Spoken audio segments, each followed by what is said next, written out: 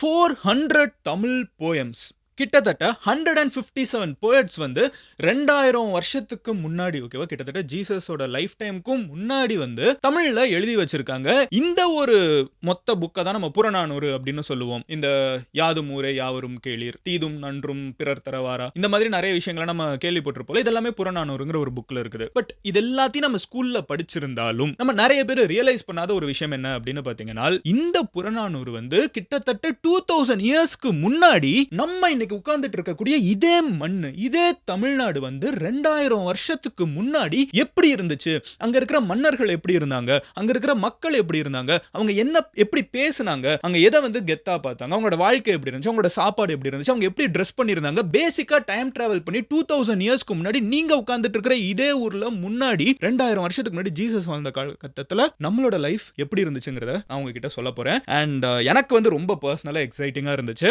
And so let's get started. Hello everyone, நான் Madan Gowri and hello my dear MG squad.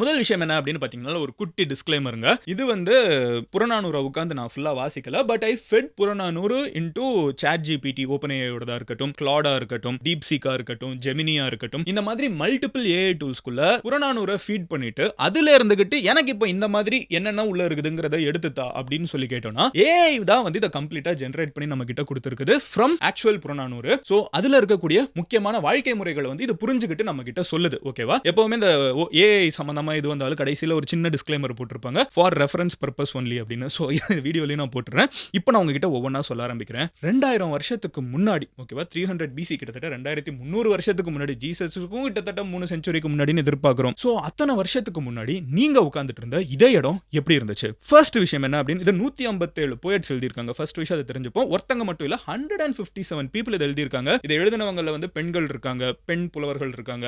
ஒரு மன்னனே வந்து தன்னோட ஃப்ரெண்டுக்கு ஒரு கவிதையை எழுதி இத்தனை வருஷம் கழிச்சு நான் இன்னைக்கு உங்ககிட்ட யூடியூப்ல சொல்ல போறேன். இதே மண்ல கிரேசி, ரைட்? சோ எனிவே, அவங்க என்ன சொல்றாங்கன்னு பாத்தீங்கன்னா, ஃபர்ஸ்ட் விஷயம், 2300 வருஷத்துக்கு முன்னாடி வாழ்ந்த தமிழர்களுக்கு மன்னன் king will live his life if he breaks a promise. ஒரு மன்னன் வந்து ஒரு வாக்குறுதி மக்கள் கிட்ட கொடுத்துட்டு அதை காப்பாற்ற முடியலன்னா அவன் உயிரை கூட விட்டுருவான். அந்த அளவுக்கு ஒரு மன்னனுக்கு வந்து அழகு வந்து சொன்ன வார்த்தையை காப்பாத்துறது. 2300 வருஷத்துக்கு முன்னாடி ஒரு மன்னனை வந்து எவ்வளவு ப்ராமிசஸ் கீப் பண்றாங்கங்கறத வச்சு தான் வேல்யூவே பண்ணிருக்காங்க. ரெண்டாவது விஷயம் என்ன அப்படின்னு பாத்தீங்கன்னா, மன்னர்கள் வந்து போருக்கு போறப்போ எந்த ஒரு ஆர்மரும் போட மாட்டாங்களா. ஜெனரலாவே நம்ம எந்த ஒரு பாகுபலியா இருக்கட்டும், எந்த ஒரு படம், பெரிய ஃபைட் படம் பார்த்தாலும், இந்த ஏன்ஷியன்ட் படம்லாம் காமிச்சாலும் அதுல வந்து பயங்கரமா ஆர்மர்ஸ்லாம் வச்சிருப்பாங்கல்ல. அந்த காலகட்டத்தில் நம்மளோட முன்னோர்கள்லாம் வந்து இதெல்லாம் போட மாட்டாங்களா, அந்த ஆர்மர்ஸ்லாம் போட மாட்டாங்களா. ஏன்னா மன்னனே வந்து அப்படி ஹெவியா உள்ளுக்குள்ள ஷீல்டுக்குள்ள போறத வந்து அப்படி ஒரு கோழைத்தனமான வாழ்க்கை தேவையில்லை. நான் தைரியமா நெஞ்ச நிமித்தி நான் சண்டை போட்டு நான் வந்து செத்து போறேன், இல்ல நான் ஜெயிச்சுட்டு வரேன், எனக்கு இந்த ஆர்மர்ஸ்லாம் வேணாம். அதை வந்து ஒரு டிஸ்கிரேஸா பார்த்திருக்காங்க. அந்த ப்ரொடெக்டிவ் ஆர்மர்லாம் போடுறது வந்து மன்னர்கள் வந்து டிஸ்கிரேஸா போட்டுட்டு மன்னர்கள் வந்து மக்களோட அந்த போர் வீரர்களோட சேர்ந்து சண்டை போட்டிருக்காங்க. பின்னாடியில இருந்து கமாண்ட் மட்டும் கொடுக்கல. மூணாவது விஷயம் என்ன அப்படின்னு பாத்தீங்கன்னா, ஒருவேளை போர்ல வந்து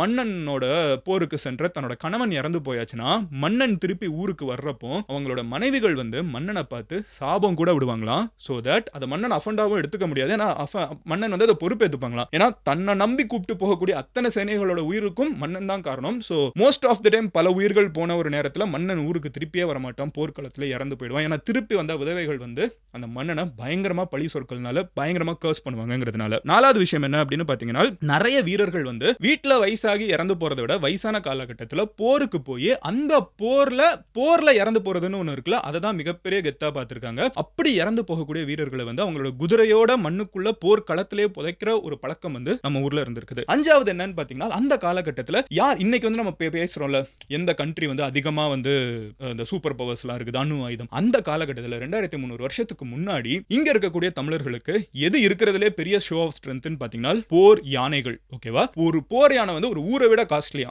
சோ போர் யானைகள் எந்த மன்னன் கிட்ட இருக்கிறதுலே அதிகமா இருக்கோ அந்த மன்னன் வந்து துவம்சம் பண்ணிட்டு போவாங்கிறதா அங்க எல்லாருமே நார்மலா நம்பின ஒரு விஷயம், நடந்த ஒரு விஷயமும். சிக்ஸ்த் ஒன் என்னன்னு பாத்தீங்கன்னா, வீரர்கள் வந்து போர்ல தன்னோட கையவோ காலையோ இழந்தா கூட அவங்க திரும்பி வந்து வீட்டுல ரெஸ்ட் எடுக்க மாட்டாங்களே தவிர, அவங்க வந்து இழந்ததுக்கு அப்புறமும் ஒரு கையை வச்சுக்கிட்டு ஒரு காலை வச்சுட்டு சண்டை போட்ட வீரர்கள் இருக்காங்க. அவங்க கடைசி வரைக்கும் அங்க சாக சாகிறத மட்டுமே தான் பெருமையா நினைச்சு வாழ்ந்திருக்காங்க. அண்ட் 7வது என்ன அப்படின்னு ஒருவேளை போர்ல தோத்தாச்சு, போர் நடந்தா எப்படி தோத்து தான் ஆகணும் யாராவது ஒருத்தங்க. அப்படி தோக்கும் சைடுல இருக்கிறவங்க என்ன ஆவாங்கன்னு பாத்தீங்கன்னா நார்த்தை நோக்கி பார்த்து உட்கார்ந்து சாப்பிடாம அதே போர்க்களத்துல உயிரை விட்டுருவாங்களாம். ஏன்னா கூட இருக்கிற சக தோழர்கள் போர் வீரர்கள்லாம் இறந்து போயிட்டாங்க. திருப்பி வீட்டுக்கு வந்து அவங்களோட மனைவிகள் எல்லாரும் கேள்வி கேட்கறதுக்கு பதில் சொல்லணும் அப்படிங்கிற ஒரு காரணமும் அதுதான் பெட்டரான ஒரு இது. ஒரு அந்த தோல்வியை வந்து அவங்க வீட்டுக்கு வந்து மற்றவங்க கிட்ட சொல்லி நான் வந்துட்டேன் அவங்க இறந்துட்டாங்கன்னு சொல்றதுக்கு தேர் நாட் ரெடி. ஸோ மன்னனா இருக்கட்டும் ஒரு போர் வீரனா இருக்கட்டும் அதே களத்துல உட்கார்ந்து நார்த்தை ஃபேஸ் பண்ணி ஒரு சாப்பாடு தண்ணி எதுவும் எடுத்துக்காம அங்கேயே உயிரை விடுவாங்களாம். அடுத்த விஷயம் என்ன அப்படின்னு பாத்தீங்கன்னா அவங்களுக்குன்னு சில ரூல்ஸ் இருந்திருக்கு இந்த போர் காலகட்டங்களில். மதன் ஃபுல்லா போரை பத்தி பேசுறேன்னு தானே யோசிக்கிறீங்க. அடுத்து அப்படியே மாறப்போகுது. பட் வேகமா சொல்லிட்டு இருக்கேன். ஸோ அடுத்து என்னன்னு பாத்தீங்கன்னா அவங்களுக்குன்னு இருக்கக்கூடிய சில ரூல்ஸ் என்னன்னா எப்பவுமே பெண்களை தாக்க மாட்டாங்க, குழந்தைங்களை தாக்க மாட்டாங்க. அதே மாதிரி ஒருத்தன் போர் களத்துல இருந்து பயந்து ஓடுறானா அவனை தாக்க மாட்டாங்க. அவன் ஆல்ரெடி தோத்துட்டான், அவன் ஒரு கோழைன்னு சொல்லி அவனை விட்டுருவாங்க. இந்த மூணையும் ரொம்ப ஸ்ட்ரிக்டா ஃபாலோ பண்ணிருக்காங்க. அண்ட் இதெல்லாம் வந்து போரை பத்தி நம்மளுக்கு தெரியுது. அடுத்து நான் உள்ள வர ஆரம்பிச்சிடுறேன், வாழ்க்கைக்கு வர ஆரம்பிச்சிடும். களத்துல இருந்து ஊருக்கு வந்துருவோம். அப்படி ஜெயிச்சு திரும்பி வரக்கூடிய மன்னர்கள் ஆர் மன்னர்கள் ஜெனரலி, அப்புறம் ஜெனரல்ஸ் இந்த தளபதிகள் அவங்கெல்லாம் வந்து ஊர்ல இருக்கக்கூடிய கோவில் குளங்கள்லயா இருக்கட்டும் அவர் மொத்தமா பப்ளிக்கா இருக்கக்கூடிய குளங்கள்ல வந்து அடிக்கடி வந்து அவங்க எல்லாருமே பாக்குற மாதிரி குளிப்பாங்களாம். அதுக்கு காரணம் என்னன்னா அவங்க எவ்வளவு பிசிக்கலி ஃபிட்டா இருக்காங்கங்கறத மக்கள் முன்னாடி காமிச்சு அவங்களுக்கும் நம்பிக்கை வரும். ஓகே நம்ம மன்னன் ஸ்ட்ராங்கா தான் இருக்கார், வயசாயிடுச்சு, மன்னனை இன்னைக்கு தான் வந்து நம்மளுக்கு யூடியூப் இருக்குது, மீடியா இருக்குது, எல்லா இடத்துலயும் பார்க்க முடியும், சோஷியல் மீடியா இருக்குது. அப்ப எதுவுமே கிடையாதுல. அப்ப மக்கள் வந்து பார்க்கணும் இந்த நாட்டுல நான் பத்திரமா இருக்கேன்னா அந்த மன்னன் எவ்வளவு ஹேலா இருக்கான், எவ்வளவு ஹெல்தியா இருக்கான் அப்படிங்கறத பார்க்கணும். சோ மன்னர்களா இருக்கட்டும் தளபதிகளா இருக்கட்டும் அவங்க பப்ளிக்கா எல்லாரும் பார்க்குற மாதிரி அங்க இருக்கிற காமன் பாண்ட்ஸ்ல வந்து குளிக்கிறது ஒரு நார்மலான விஷயமா இருந்திருக்குது. அடுத்த விஷயம் என்ன அப்படின்னு பாத்தீங்கன்னா ஒரு போர் முடிஞ்சதுக்கு அப்புறம் அதை ரெக்கார்ட் பண்ணும் வரலாற்றுல. இப்போ நம்ம 2300 வருஷம் கழிச்சு யூடியூப்ல பேசணும் அவங்க எதிர்பார்த்திருப்பாங்கல்ல, என்னைக்கோ மனிதர்களுக்கு தெரியணுங்கிறது என்ன. இந்த உண்மையிலே அங்க போர் களத்துல என்ன நடந்துச்சுங்கிறதுக்கு வந்து ஒரு போர் முடிஞ்சதுக்கு அப்புறம் அந்த போர் களத்துக்குள்ள இறந்த பிணங்கள் சுத்தி சுத்தி கிடக்கிற இடத்துல கூட வந்து there will be poets, ஓகேவா. poets வந்து உள்ளுக்குள்ள போய் டாக்குமெண்ட் பண்ண சொல்லுவாங்க. அதை ஜெயிச்சவங்களும் டாக்குமெண்ட் பண்ண சொல்லுவாங்க, தோத்தவங்களும் டாக்குமெண்ட் பண்ண சொல்லுவாங்க.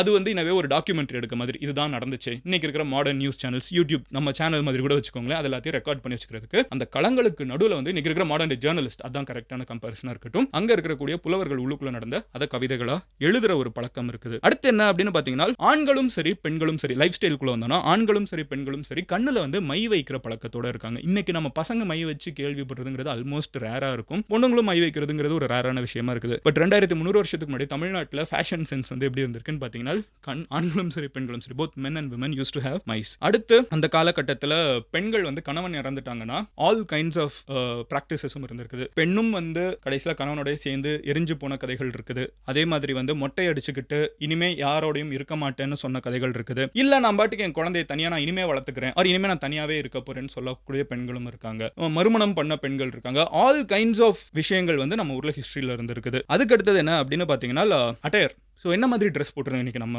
ஷர்ட் பேண்ட்டுங்கிறது இன்றைக்கி நார்மலாக இருக்குது. கடந்த தமிழ்நாட்டில் வந்து ஒரு லாஸ்ட் 100 இயர்ஸ் இதுதான் நார்மலான ட்ரெஸ் கரெக்டாக. அந்த காலகட்டத்தில் என்னன்னு பார்த்தீங்கன்னா மோஸ்ட்டாக அவங்களோட ட்ரெஸ்ஸஸ் வந்து காட்டன், அப்புறம் வந்து அனிமல் ஸ்கின், ஓகேவா, மிருகங்களோட தோல். அதுக்கு அடுத்து வந்து அவங்களோட ஃபேஷன் சென்ஸ் வந்து கோல்டு அண்ட் ஃப்ளவர்ஸ். இதுதான் வந்து அவங்களோட combination of fashion sense. Cotton dress, animal skin, gold and flower crowns. மன்னர்களே வந்து பார்த்தீங்கன்னா கிரீடம் வைக்கிறது தமிழ்நாட்டில் பெருசாக இருந்த மாதிரி தெரியல. அக்கார்டிங் டு புறநானூறு மன்னர்களுக்கு வந்து வாகை பூ அந்த மாதிரி பூக்களை வச்சு கிரீடம் தான் கொடுத்துருக்காங்களே தவிர தனியாக வந்து கிரீடம் இருக்கிற மாதிரி பெருசாக ரெஃபரன்ஸ் இல்லை. 14th ஒன் என்ன அப்படின்னு பார்த்தீங்கன்னா அவங்களோட ஃபுட் அப்போ எப்படி இருந்துச்சு. இன்னைக்கு நம்மளோட சாப்பாடுல வந்து என்னென்ன இன்கிரீடியன்ஸ் மெயினாக போடுறோம். அந்த காலகட்டத்தில் 2300 வருஷத்துக்கு முன்னாடி சாப்பாடு எது மெயினாக இருந்துச்சுன்னு பார்த்தீங்கன்னா அதிகமாக புளி பேஸ்ட், டேம்ரண்ட், ஹனி, தேன் வந்து நிறைய யூஸ் பண்ணியிருக்கோம். வைல்டு மீட் அப்படின்னு போட்டிருக்காங்க. வைல்டு மீட்னா வந்து மான், காட்டு பண்ணி என்னன்னாலும் இருக்கலாம், ஓகேவா. ஸோ வைல்டு மீட் இருந்திருக்குது. அப்புறம் டாடி, கல்லு வந்து ஹெவியாக யூஸ் பண்ணியிருக்காங்க. அண்ட் மன்னர்களும் சரி மக்களும் சரி பயங்கரமாக பார்ட்டி பண்ணியிருக்காங்க. இன்னைக்கு வந்து நம்ம பார்ட்டி அப்படின்னு சொன்னா வந்து நிறைய பேர் யோசிப்பாங்க. பட் அந்த காலகட்டத்தில் கல்லா இருக்கட்டும் மன்னர்களும் புலவர்களும் ஒன்னா உட்கார்ந்து பார்ட்டி பண்ண சம்பவங்கள்லாம் வந்து எழுதி வச்சிருக்காங்க. ஸோ இது எல்லாமே வந்து அந்த காலகட்டத்தில் இருந்திருக்குது. அடுத்த விஷயம் என்ன அப்படின்னு பார்த்தீங்கன்னா 16th பாயிண்ட், ஓகேவா. மொத்தம் 22 இருக்குது, இல்லை 16th வந்தாச்சு. 16th பாயிண்ட் என்னன்னு பார்த்தீங்கன்னா ஒரு ஊர்ல மன்னன் வந்து இருக்கிறதுலே ஒரு மிகப்பெரிய பதவிக்கு கொடுக்கப்படுறாங்க, அதிகமான மரியாதை. ஆனா அந்த மன்னன் வந்து மதிக்கக்கூடிய இன்னொரு நபர் யாருன்னு பார்த்தீங்கன்னா புலவர்கள். 2 நாடுகளுக்குள்ள சண்டை வந்தப்பமா இருக்கட்டும், சண்டை போடக்கூடிய காலகட்டமா இருக்கட்டும், அமைதி பேசணுங்கிற காலகட்டமாக இருக்கட்டும், அந்த மாதிரி நேரங்களில் இந்த புலவர்கள்லாம் வந்து ரொம்ப முக்கியமான ரோலை ப்ளே பண்ணுறாங்க.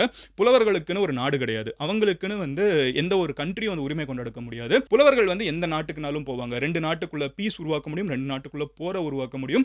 புலவர்களை வந்து மன்னர்கள் இருக்கிறதுலே ஹை எஸ்டீம்ல வச்சிருக்காங்க. ஆர்ட்டுக்கு அவங்க கொடுத்துருக்க மரியாதை தான்.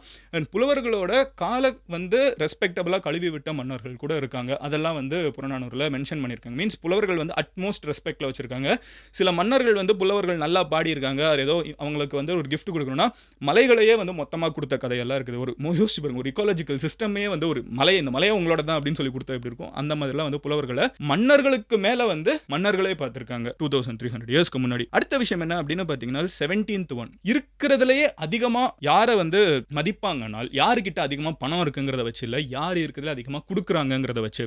அண்ட் கொடுக்கறது அப்படின்னு சொல்கிறப்போ பொன் கோல்டு அதெல்லாம் கொடுக்குறாங்க, நிலம் கொடுக்குறாங்க, அது எல்லாத்தையும் தாண்டி யாரை இருக்கிறதுலே அதிகமாக யார் ஸோ பேசிக்காக ஃபர்ஸ்ட் சோஷியல் ஸ்டேட்டஸ் வந்து யார்கிட்ட அதிகமாக இருக்குங்கிறது கிடையாது, யார் இருக்கிறது அதிகமாக கொடுக்குறாங்கிறது. ரெண்டாவது கொடுக்கறதுலையும் அன்னதானம் தான் இருக்கிறதுலே மிக பெருசாக ரெஸ்பெக்ட் பண்ணப்பட்டது. யார் அதிகமான மக்களுக்கு சாப்பாடு போடுறாங்க அவங்கள தான் சொசைட்டியில் இருக்கிறதுலே ஹை ரிகார்டில் வச்சிருக்காங்க. ஓகேவா? அதுக்கடுத்தது என்ன அப்படின்னு பார்த்தீங்கன்னா, ஒருவேளை ஒரு ஊரில் ஒரு மனிதன் வந்து சாப்பாடு இல்லாமல் இறந்துட்டாங்கனால் அந்த மன்னனுக்கு அது ஒரு மிகப்பெரிய ஒரு நெகட்டிவ் பாயிண்ட். புலவர்கள் வந்து அந்த மன்னனை வந்து ரோஸ்ட் பண்ண ஆரம்பிச்சிருவாங்க. அந்த மன்னன் முன்னாடியே வந்து நின்று ரோஸ்ட் பண்ண கதையெல்லாம் இருக்குது. விசிட் பண்ணி இந்த 23 புலிகேசியில் காமிக்கிற மாதிரி நீ ஒரு மாமா மன்னன் சொன்ன கதைகள்லாம் இருக்குது.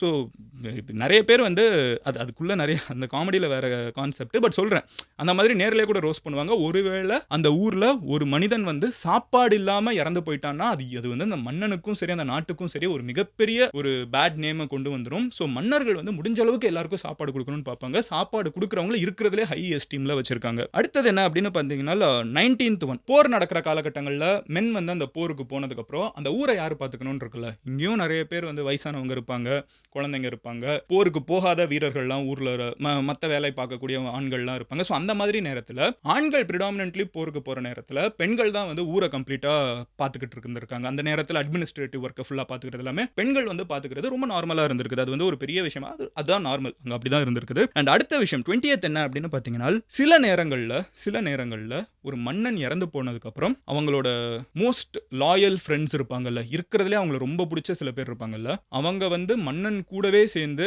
இறந்து போன கதைகளும் இருக்குது. மன்னனோட பாடி கார்ட்ஸ் வந்து மன்னன் இறந்ததுக்கு அப்புறம் கூடவே சேர்ந்து அந்த தீல பாடி கார்ட்ஸ், ஓகேவா, மனைவிகள் பாடி கார்ட்ஸே வந்து கூட சேர்ந்து எரிஞ்ச கதைகள் இருக்குது. ஸோ இந்த மாதிரி மன்னன் வந்து எவ்வளோ பேர் எடுத்துக்கிறாங்கன்னா எவ்வளோ பேருக்கு சாப்பாடு போட்டிருக்காங்க, எவ்வளோ பேரை தன் மேலே சுமந்திருக்காங்க. அந்த இதெல்லாம் ஆர்மர்ஸ்லாம் போட்டு பயம் உள்ள இல்லாமல் நான் இத்தனை பேர் கூட போகிறேன், நான் நேராக சண்டை போடுறேன், நல்லா பார்ட்டி பண்ணுறது, நல்லா எல்லாரையும் சந்தோஷமாக வச்சுக்கிறது, யாரையும் ஜட்ஜ் பண்ணாமல், இந்த மாதிரி தான் வந்து 2300 இயர்ஸ்க்கு முன்னாடி நம்ம ஊரில் இருந்திருக்காங்க. அண்ட் லாஸ்ட் விஷயம், ஓகேவா, இது வந்து ஒரு இன்ட்ரெஸ்டிங்கான ஒரு போயம். ஏன்னா இதெல்லாம் இந்த போயம்ஸ் இவ்வளோ நேரம் நான் பேசினது எல்லாத்தையுமே வந்து நிறைய பெண் புலவர்கள் எழுதியிருக்காங்க, ஆண் புலவர்கள் எழுதியிருக்காங்க. அது எல்லாமே இருக்குது. அந்த 400 போயம்ஸில் இருக்குது, 399 போயம்ஸ் இருக்குது. ஒரு போயம், ஒரு இன்ட்ரெஸ்டிங்கான போயம் என்னன்னு பார்த்தீங்கன்னா ஒரு மன்னனே எழுதியிருக்காங்க. ஸோ இது எல்லாமே வந்து மன்னர்கள் எப்படி இருந்தாங்கிறத மற்ற போயட்ஸ் தான் டாக்குமெண்ட் பண்ணியிருக்காங்க. பட் ஒரு போயம் வந்து பார்த்தீங்கன்னா புறநானூரில் இருக்கக்கூடிய 215th போயம் எழுதினது யாருன்னு பார்த்தீங்கன்னா ஒரு மன்னன் தான். அந்த மன்னனோட பேர் வந்து கோப்பெருஞ்சோழனோட கதை என்னன்னு அப்படி சொல்லி தான் வீடியோ முடிச்சுக்கிறேன். எனக்கு ரொம்ப எக்ஸைட்டிங்காக இருந்துச்சு. நிறைய பேருக்கு வந்து ஃப்ரெண்ட்ஷிப் ஸ்டேட்டஸ் வைக்கிற மாதிரி இருக்கும்னு நினைக்கிறேன். ஸோ கோப்பெருஞ்சோழன் அப்படின்னு சொல்லப்படக்கூடிய ஒரு மன்னன் வந்து கடைசி காலகட்டத்தில் வடக்கிருத்தல் அப்படிங்கிற ஒரு விஷயத்தை ஃபாலோ பண்ணுறாங்க. அது என்னன்னா சாப்பிடாம வடக்கு நோக்கி, ஓகேவா, உட்காந்து நார்த்தை நோக்கி உட்காந்து எதுவுமே சாப்பாடு தண்ணி எதுவுமே எடுத்துக்காம உடலை வருத்தி இறந்து போகிறது. இதுக்கு வந்து அவங்க டிசைட் பண்றாங்க. காரணம் என்ன அப்படின்னு பார்த்தீங்கன்னா அவங்களோட பசங்க 2 பேருமே வந்து மன்னனுக்கு எதிராகவே வந்து சண்டை போட்டுக்கிட்டு ஆட்சியை பிடிக்கணும்னு நினைக்கிறாங்க. ஸோ கோப்பெருஞ்சோழன் அப்படிங்கிற ஒரு மன்னன் 2300 இயர்ஸ்க்கு முன்னாடி வந்து அவர் என்ன டிசைட் பண்றாருன்னா, நான் போறேன்டா, எனக்கு இவங்க இந்த பசங்களே இப்படி அடிச்சுக்கிட்டு இருக்காங்க என் மண்ணுக்காக, எனக்கு இதில் இன்ட்ரெஸ்ட் இல்லை இந்த லைஃப்ல அப்படின்னு சொல்லிட்டு அவர் வந்து இந்த வடக்கிருத்தலில் வந்து உட்காந்துடுறாரு. அதுக்கப்புறம் அவர் வந்து இறந்து போகிற வரைக்கும் அப்படியே உட்காந்துருப்பாரு. இது நடந்துட்டு இருக்கப்போ நிறைய பேருக்கு வந்து ஒரு டவுட்டு. அவரோட பெஸ்ட் ஃப்ரெண்ட் யாருன்னு பார்த்தீங்கன்னா பிசிறியாண்டியார். இவர் சோழ மன்னன், ஓகேவா. இவர் பிசிறியாண்டியார் அப்படிங்கிறவரோட பெஸ்ட் ஃப்ரெண்ட் வந்து பாண்டிய நாட்டில் இருக்காரு. ஸோ இந்த பாண்டிய நாட்டில் இருக்கிற இந்த பிசிறியாண்டியாருங்கிற ஃப்ரெண்டு பக்கத்து கண்ட்ரி, ஓகேவா, அவர் வந்து மன்னனை இந்த கண்ட்ரியில் பார்க்க வருவாரா? அவர் வரமாட்டார், ஒரு பக்கத்து கண்ட்ரிப்பா, அவர் எதுக்கு இந்த கிங்கை பார்க்க வர போகிறாரு, அந்த மாதிரிலாம் சில பேர் சொல்கிறாங்க. பட் 2 பேருமே வந்து ரொம்ப ஃப்ரெண்ட்ஸாக இருந்திருக்காங்க. அப்புறம் காலப்போக்கில் வேறு நாடுகளுக்கு போயிட்டு இந்த நாட்டுக்கு இவர் போயிட்டார். இதுதான் இப்படி இருக்குது கதையை.